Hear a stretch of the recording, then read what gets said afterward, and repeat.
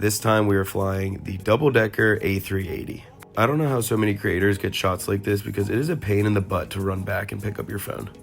The layout of the A380 was definitely better than our first plane because it was a 1-2-1 configuration and it was just so extremely comfortable.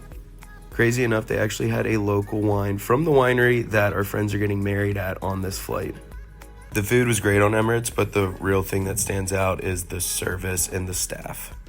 After we finished lunch is when we hit a wall and it was time to take a very brief nap because I got FOMO when the rest of the crew went to hang out in the lounge at the back of the plane. So after a 15-minute nap, I decided to run back there and join them for some celebratory cocktails.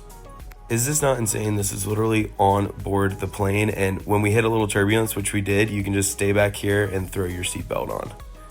After a round of espresso martinis, Chris said I had to try brandy and coke, which is a very common beverage in South Africa. And then at 4 p.m. we landed in Johannesburg Airport, which was actually 2 days ahead of when we started off this trip. All of our luggage made it safely, and it was time to check into the airport hotel. This was a crazy move on our part, but honestly, it was so helpful. We just did a 20-minute sweat sesh, got a little pump in, and then I jumped in this freezing cold pool, which felt amazing. After a 6-hour sleep, it was time for the next flight. This one should be quick and easy. It's only a 45-minute flight from Johannesburg to the airport near Kruger National Park.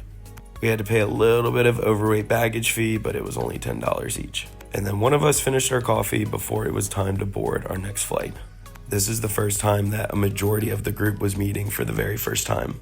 There's people from all over the world coming to this wedding.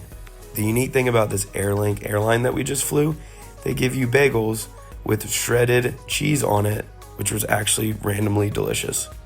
Landing at this airport is when it really hit me that we were actually in South Africa. And even more so because within 5 minutes of leaving the airport, we saw a ton of monkeys on the road. And a 1-hour drive later, we landed at Leopard Creek Golf Course in this absolutely insane home. This place sleeps 24 people and is going to be our home for the next 3 days.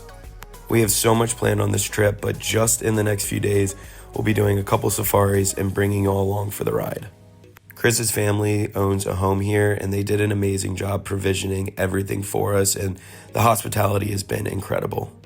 If you made it this far and you want to watch all of our content from South Africa and Dubai, if you interact with this post, a like, a comment, a save, a share, it's more likely that this will show up on your feed in the future. We really appreciate you guys. This one is going to be the trip of a lifetime.